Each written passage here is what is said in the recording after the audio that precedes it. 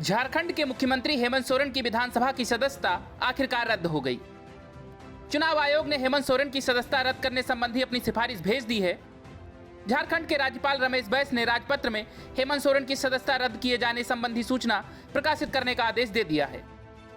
हेमंत सोरेन की सदस्यता रद्द होने के बाद झारखंड की यूपीए सरकार खतरे में आ गई है। माना जा रहा है कि कांग्रेस और जेएमएम के कई विधायक पाला बदलकर बीजेपी को अपना समर्थन दे सकते हैं। हेमंत सोरेन की सदस्यता लाभ के पद पर बने होने की वजह से रद्द की गई है।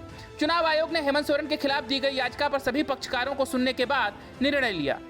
राज्यपाल को इस संबंध में चिट्ठी भेजी जा चुकी है। इस तेजी से बदलते समीकरण के बीच मुख्यमंत्री हेमंत सोरेन की पत्नी कल्पना सोरेन अचानक सुर्खियों में आ गई हैं। बीजेपी सांसद डॉक्टर निशिकांत दुबे ने पिछले दिनों ट्वीट कर यह जानकारी दी थी कि झारखंड में भाभी जी के ताजपोशी की तैयारी चल रही है। इसके बाद राजनीतिक हलकों में इस बात की चर्चा तेज हो गई थी कि सीएम हेमंत सोरेन लालू प्रसाद की तरह अपनी पत्नी को सीएम बना सकते हैं। कल्पना सोरेन राजनीति से दूर अभी कई व्यवसायिक गतिविधियों में शामिल हैं। इस कारण वो राजनीतिक विरोधियों के निशाने पर भी रही हैं।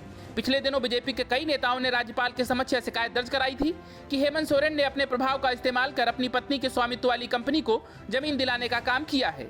इसके अलावा कल्पना सोरेन के नाम कई भूखंड खरीद मामले में भी बीजेपी नेताओं ने सवाल उठाए हैं।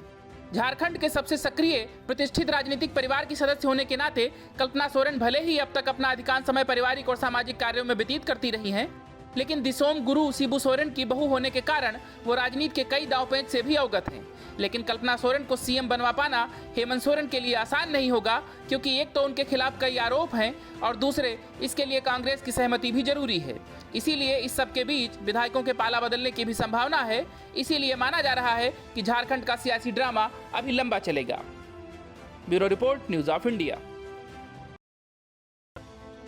ज्यादा दिन नहीं बीते जब राहुल गांधी और उनकी पार्टी ने पेगासस का तूफान खड़ा किया था और मोदी सरकार पर आरोप लगाए थे कि विपक्षी नेताओं के साथ केंद्रीय मंत्रियों के मोबाइल की जासूसी की गई। राहुल गांधी से लेकर ममता बनर्जी तक और केजरीवाल से लेकर अखिलेश तक ने जमकर उछल कूद मचाई। हंगामा इतना बड़ा खड़ा किया गया कि संसद का सत्र तक नहीं चलने दिया गया। ममता बनर्जी ने तो एक जांच कमेटी ही गठित कर दी थी। मामला सुप्रीम कोर्ट में पहुंचा। कोर्ट ने पूरे मामले की जांच करवाई तो राहुल गांधी और ममता बनर्जी का पॉलिटिकल स्टंट टाए टाए फिस हो गया। सुप्रीम कोर्ट की बनाई गई हाई प्रोफाइल तकनीकी समिति, जिसमें प्रौद्योगिकी क्षेत्र के प्रख्यात लोग शामिल थे, उसने जांच के लिए जमा किए गए 29 मोबाइलों में से किसी में भी पेगासस वायरस नहीं पाया। इसके बाद भाजपा नेता रविशंकर प्रसाद ने कांग्रेस को अपने रडार पर लिया और कहा कि कांग्रेस ने इसे लेकर कई आरोप लगाए थे, तो अब क्या राहुल गांधी इसके लिए देश से माफी मांगेंगे? रविशंकर प्रसाद ने कहा कि राहुल गांधी ने कहा था कि पेगासस लोकतंत्र को कुचलने का एक प्रयास है। यह देश और देश की संस्थाओं पर हमला है। रविशंकर प्रसाद ने कहा कि यह राजनीति से प्रेरित अभियान था और सच्चाई से बहुत दूर था। यह प्रधानमंत्री नरेंद्र मोदी को कमजोर और बदनाम करने की कोशिश थी। रविशंकर प्रसाद ने कहा कि राहुल गांधी और उनकी पार्टी की समस्या यह है कि उन्हें हमारे प्रधानमंत्री और उनकी सरकार से दुश्मनी है। वे अपनी पार्टी को बढ़ाने के लिए झूठ का सहारा लेते हैं। रविशंकर प्रसाद ने कहा कि कांग्रेस पार्टी को हमें जासूसी पर उपदेश नहीं देना चाहिए। जब स्वर्गीय प्रणब मुखर्जी वित्त मंत्री थे, तब कांग्रेस ने उनके कार्यालय में जासूसी कराने का काम किया था। रविशंकर प्रसाद ने कहा कि सुप्रीम कोर्ट ने भी सील बंद लिफाफे में पेश की गई जांच रिपोर्ट को राष्ट्रहित से जुड़ा बताते हुए कहा कि इसे पूरी तरह जारी नहीं किया जाएगा। इसकी एक संक्षिप्त जानकारी ही सार्वजनिक की जाएगी। इससे पहले भाजपा के अमित मालवीय ने एक ट्वीट करके कहा कि जो 29 मोबाइल जमा किए गए थे, उसमें से एक में भी पेगासस नहीं मिला है। इसके लिए कांग्रेस ने देशद्रोह का आरोप लगाया था। कांग्रेस ने पार्लियामेंट का सेशन चलने नहीं दिया था। अब क्या वे इसके लिए माफी मांगेंगे? इस कैंपेन का सच्चाई से कोई लेना देना नहीं है। Bureau report, news of India. शराब घोटाले में फंसे दिल्ली के उप मुख्यमंत्री मनीष सिसोदिया को कभी भी गिरफ्तार किया जा सकता है, लेकिन ऐसा ही हाल बिहार के उप मुख्यमंत्री तेजस्वी यादव का होने वाला है, जिन्हें जमीन के बदले नौकरी मामले में कभी भी गिरफ्तार किया जा सकता है। इस खबर से बिहार का सियासी पारा तेजी से बढ़ गया है। सूत्रों का कहना है कि सीबीआई को छापेमारी के दौरान ऐसे सबूत हाथ लगे हैं जिनके आधार पर तेजस्वी यादव का डब्बा गोल हो सकता है। सीबीआई को एक हार्ड डिस्क मिला है जिसमें नौकरी के बदले जमीन देने वाले लोगों की पूरी लिस्ट है। इस सूची में 1458 लोगों के नाम हैं जिन्होंने कथित तौर पर रेलवे में अपनी नौकरी के बदले यादव परिवार को जमीन दी थी। सूत्रों का कहना है कि यह सूची लालू प्रसाद के बेटे और उप मुख्यमंत्री तेजस्वी यादव ने तैयार की थी, जिसे पिछले महीने छापे के दौरान सीबीआई ने बरामद किया था। असल में यह मामला यूपीए 1 सरकार में लालू प्रसाद यादव के रेल मंत्री के कार्यकाल के दौरान का है। आरोप है कि लालू प्रसाद के रेल मंत्री रहने के दौरान कई लोगों को रेलवे में नौकरी दी गई और बदले में लालू प्रसाद के परिवार को जमीन मिली। सूत्रों का कहना है कि दोस्तों और परिवार के नाम पर जमीन लेने के बाद जमीन की चकबंदी भी की गई। इन 1458 मामलों में से लगभग 16 मामले पहले ही सत्यापित हो चुके हैं और सीबीआई जांच में भी इसे सही पाया गया है। उम्मीद है कि सीबीआई इस मामले में रेलवे मंत्रालय को उन उम्मीदवारों के बारे में जानकारी मांगने के लिए पत्र लिखेगी जिन्हें एक गवाह के अनुसार गलत डाटा और प्रमाण पत्र के आधार पर नौकरी दी गई थी। सीबीआई ने एफआईआर में आरोप लगाया है कि नौकरी पाने वाले व्यक्तियों ने पटना में लालू प्रसाद के परिवार और परिवार के सदस्यों के नाम पर जमीन गिफ्ट में दी। इन उपहारों में अचल संपत्तियों का हस्तांतरण भी शामिल था। एफआईआर में कहा गया है कि लालू प्रसाद के परिवार द्वारा पटना में 1,05,292 वर्ग फुट जमीन अधिग्रहित की गई थी। बड़ी बात यह है कि भूमि हस्तांतरण के ज्यादातर मामलों में विक्रेताओं को भुगतान नकद में दिखाया गया था। मौजूदा सर्किल रेट के मुताबिक गिफ्ट डीड के जरिए हासिल की गई जमीन का मौजूदा मूल्य करीब 439 करोड़ रुपए है। Bureau report, news of India. जो बात अब तक दबी जुबान और इशारों में कही जा रही थी, वह अब बात खुलेआम और डंके की चोट पर कही जा रही है। महाराष्ट्र में महाविकास अघाड़ी गठबंधन की कलह अब खुलकर सामने आ चुकी है और उद्धव गुट की शिवसेना को ठिकाने लगाने के लिए गठबंधन की बाकी दोनों पार्टियां एनसीपी और कांग्रेस ने कमर कस ली है। मुंबई के नगर निगम यानी बीएमसी में हुए भ्रष्टाचार को लेकर शिवसेना पर निशाना साधा जा रहा है। कांग्रेस ने शिवसेना पर हमला बोलते हुए पिछले 5 साल में बीएमसी में हुए भ्रष्टाचार को लेकर जांच की बात कही है। बता दें कि शिवसेना दशकों से बीएमसी की सत्ता पर काबिज है। कांग्रेस नेता और पूर्व सांसद मिलिंद देवड़ा ने आरोप लगाया है कि नगर निगम ने पिछले 5 सालों में मुंबई की सड़कों के लिए 12,000 करोड़ रुपए खर्च किए हैं। उन्होंने मांग की है कि मुंबई के साथ किए गए भ्रष्टाचार की सीबीआई जांच कराई जाए। इस तरह भाजपा के बाद अब महाविकास अघाड़ी में शामिल कांग्रेस ने भी मुंबई में सड़कों के मुद्दे पर शिवसेना पर परोक्ष रूप से निशाना साधा है। मिलिंद देवड़ा ने ट्वीट कर कहा कि मुंबई नगर निगम ने 2017 से 2022 तक 5 साल में सड़कों के लिए करीब 12,000 करोड़ रुपए खर्च किए हैं। यह राशि राष्ट्रीय राजमार्ग प्राधिकरण के बजट का लगभग 10% है। हालांकि हर साल मुंबईकरों को सड़क के गड्ढों की समस्या का सामना करना पड़ता है। मिलिंद देवड़ा ने कहा कि मुंबई को यह जानने का हक है कि देश की सबसे अमीर नगर पालिका को कौन लूट रहा है। देवड़ा ने भ्रष्टाचार की इस पूरी चेन को लेकर सीबीआई जांच की मांग की है। उन्होंने कहा कि राज्य सरकार के पास इस मामले की जांच करने और मुंबई नगर निगम में भ्रष्टाचार का पर्दाफाश करने का अधिकार भी है। देवड़ा ने सवाल किया कि क्या महाराष्ट्र सरकार के पास सीबीआई की जांच करने की राजनीतिक इच्छा शक्ति है? इसकी कीमत कितनी होती है? मिलिंद देवड़ा ने अपने ट्वीट में मुंबई में हर साल सड़कों पर खर्च होने वाले फंड के आंकड़े जारी किए हैं। मिलिंद देवड़ा के ट्वीट के मुताबिक 2017-18 में 2300 करोड़, 2018-19 में 2250 करोड़, 2019-20 में 2560 करोड़, 2020-21 में 2200 करोड़ और 2021-22 में 2350 करोड़ रुपए खर्च किए गए हैं। इसके अलावा सड़कों के रखरखाव की लागत अलग है। गड्ढों के लिए कोल्ड मिक्सचर पर सालाना 45 करोड़ रुपए खर्च किए जाते हैं। देवड़ा ने आरोप लगाया कि पिछले 5 साल में 225 करोड़ रुपए खर्च किए गए हैं। मिलिंद देवड़ा आगामी मुंबई नगर पालिका चुनाव से पहले फिर से सक्रिय होते दिख रहे हैं। आपको बता दें कि पिछली सरकार में मुंबई नगर निगम के वार्ड का पुनर्गठन किया गया था। इस पुनर्गठन से कांग्रेस नाराज थी। वार्ड पुनर्गठन में कई मौजूदा कांग्रेस पार्षद प्रभावित हो रहे थे। इस पर कांग्रेस के अन्य नेताओं के साथ मिलिंद देवड़ा ने भी आपत्ति जताई थी। गौरतलब है कि राज्य में सत्ता में आने के बाद मिलिंद देवड़ा ने कांग्रेस प्रतिनिधिमंडल के साथ उप मुख्यमंत्री देवेंद्र फडणवीस से मुलाकात की और वार्ड के पुनर्गठन की मांग की थी।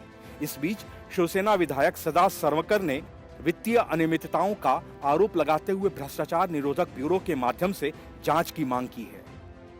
Bureau report, news of India. Paschim Bengal के पथ तस्करी घोटाले में गिरफ्तार टीएमसी नेता अनुव्रत मंडल के लिए ममता बनर्जी भले ही अपना समर्थन जताती रहें, लेकिन सीबीआई को हर रोज अनुव्रत मंडल के खिलाफ ऐसे ठोस सबूत मिल रहे हैं जिससे वो उनकी मुश्किलें बढ़ाती जा रही है। पहले सीबीआई की विशेष अदालत ने मंडल की जमानत याचिका खारिज करते हुए उन्हें 14 दिनों के लिए जेल भेज दिया और अब सीबीआई उन्हें राज्य के बाहर शिफ्ट करने जा रही है। जानकार इसे अनुव्रत मंडल और ममता बनर्जी दोनों के लिए बड़ा झटका मान रहे हैं। दरअसल सीबीआई अधिकारियों को संदेह है कि राज्य की जेल में मंडल को सहूलियतें मिल सकती हैं, चूंकि वो प्रभावशाली हैं और इस मामले में काफी अहम अभियुक्त भी हैं। इसीलिए सीबीआई इस बारे में कुछ बड़ा फैसला ले सकती है।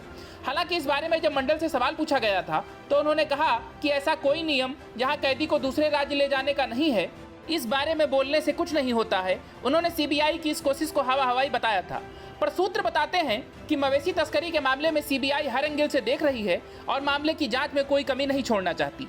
साथ ही अहम अभियुक्त अनुव्रत मंडल के मामले में भी सीबीआई की टीम कुछ बड़ा प्लान कर रही है। इसीलिए सीबीआई की टीम अनुव्रत को कहीं और शिफ्ट कर सकती है। बताया जा रहा है कि जब से आसनसोल के विशेष कोर्ट के जज राजेश चक्रवर्ती को धमकी भरा पत्र मिला है, तब से सीबीआई इस मामले को अलग तरह से देख रही है। उसे लग रहा है कि मंडल यहां अपने वर्चस्व से सहूलियतें ढूंढ सकते हैं। गौरतलब है कि आसनसोल के विशेष कोर्ट के जज को पत्र मिला था जिसमें लिखा था कि अनुव्रत को जल्द जमानत दे दें, अगर ऐसा नहीं किया तो पूरे परिवार को एनडीपीएस एक्ट में फंसा दिया जाएगा। इस धमकी के बाद हाईकोर्ट ने भी संज्ञान लिया है। वहीं सीबीआई का रास्ता इससे और आसान हो गया है। इसके पहले कोर्ट में पेशी के दौरान सीबीआई के अधिवक्ता ने कहा था कि अनुव्रत काफी प्रभावशाली नेता हैं, अगर उन्हें जमानत मिलती है तो वे इस मामले को प्रभावित करेंगे।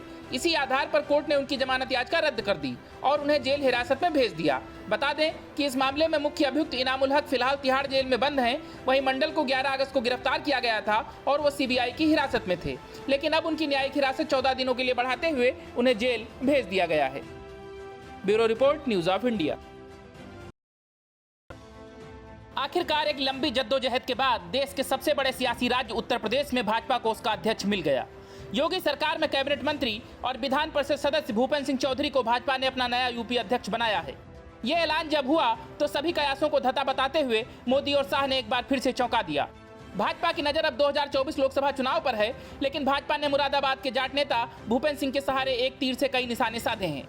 सत्यपाल मलिक और टिकैत बंधुओं को ठिकाने लगाने के अलावा पश्चिमी यूपी में किसान आंदोलन की धार कुंद करना और जाटों को साफ संदेश देना, साथ ही सपा रालोद के गठबंधन की काट निकालना, भूपेंद्र के सहारे भाजपा ने ये सभी मसले हल कर लिए हैं।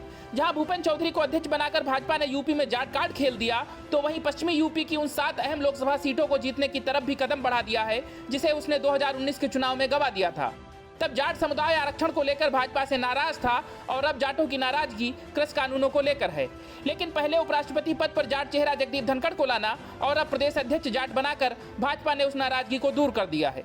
वहीं पश्चिमी यूपी के जाट नेताओं में मेघालय के गवर्नर सत्यपाल मलिक की आज भी पकड़ है। वो बागपत के रहने वाले हैं। मलिक अक्सर किसानों के मसले को लेकर केंद्र सरकार पर निशाना साधते रहते हैं। ऐसे में भूपेंद्र के जरिए पश्चिमी यूपी में जाट नेताओं का एक विकल्प खड़ा करना भाजपा केंद्रीय नेतृत्व की बड़ी प्लानिंग है। इसके साथ ही कथित किसान नेता राकेश टिकैत को भी जवाब देने के लिए अब भाजपा के पास एक बेहतर विकल्प हो गया है। वहीं भूपेंद्र लंबे समय से जाट नेताओं के बीच जाट सम्मेलनों में भाग लेते रहे हैं। यूपी में जाट आबादी 6 से 8% है, जबकि पश्चिमी यूपी में यह 17% के करीब है। 20 से 25 लोकसभा सीटों पर जाट वोट बैंक का सीधा असर है। इस तरह भाजपा की झोली में आसानी से ये 25 सीटें अब आ सकती हैं, क्योंकि उपराष्ट्रपति और यूपी अध्यक्ष के साथ साथ पश्चिमी उत्तर प्रदेश से ही ताल्लुक रखने वाले वरिष्ठ भाजपा नेता धर्मपाल को भी भाजपा की यूपी इकाई का संगठन महामंत्री बनाया गया है। इससे साफ है कि भाजपा ने पश्चिमी उत्तर प्रदेश सहित पूरे राज्य में क्षेत्रीय और जातीय समीकरणों को ध्यान में रखते हुए काम कर रही है। वहीं भूपेंद्र को अध्यक्ष बनाने के पीछे सिर्फ इतने कारण भर नहीं है। भूपेंद्र ने 1999 में सपा संस्थापक मुलायम सिंह के खिलाफ चुनाव लड़कर खुद को साबित किया था। उन्हें संगठन के साथ काम करने का भी अच्छा अनुभव है, जिसका 2024 के लोकसभा चुनाव में फायदा मिलेगा। साथ ही भूपेंद्र चौधरी कभी विवादों में नहीं रहे हैं। संघ और संगठन भाजपा के साथ भी काम करते रहे हैं। वो अभी यूपी सरकार में पंचायती राज्य मंत्री हैं। जून 2016 में उत्तर प्रदेश विधान परिषद सदस्य चुने गए थे। उन्हें 2022 में पुनः एमएलसी नामित किया गया। साथ ही भूपेंद्र चौधरी खुद किसान हैं और जाट परिवार से आते हैं। इसीलिए सपा रालोद के पश्चिमी उत्तर प्रदेश की मजबूत पकड़ और कांग्रेस को तोड़ने का ये गेम प्लान भी है। गौरतलब है कि बीते दिनों अखिलेश यादव ने रालोद प्रमुख जयंत चौधरी को राज्यसभा भेजकर पश्चिमी उत्तर प्रदेश में जाट, किसान, मुसलमान और यादव की एकता को मजबूत करने का प्रयास किया था। साथ ही मुरादाबाद से लोकसभा का चुनाव लड़ने वाले इमरान प्रतापगढ़ी को राज्यसभा भेजकर कांग्रेस मुसलमान और पश्चिमी उत्तर प्रदेश में अपनी पकड़ मजबूत करना चाहती है। ऐसे में संजीव बालियान केंद्रीय राज्य मंत्री के बाद भूपेंद्र चौधरी को उत्तर प्रदेश का अध्यक्ष बनाकर कद बढ़ाया जा रहा है। इससे जाट और किसानों में भरोसा बनाए रखने में भाजपा सफल तो होगी ही, साथ ही उसकी 2024 की लड़ाई भी आसान होगी। Bureau report, news of India. Delhi की राजनीति में नई आबकारी नीति में हुए घोटाले को लेकर हंगामा मचा हुआ है, जहां एक तरफ आम आदमी पार्टी सरकार बुरी तरह इस घोटाले में फंसी हुई है और उसके उप मुख्यमंत्री मनीष सिसोदिया को सीबीआई ने इसमें मुख्य आरोपी बनाया है। वहीं दूसरी तरफ अब अरविंद केजरीवाल की सरकार पर भी बड़ा खतरा मंडराने लगा है।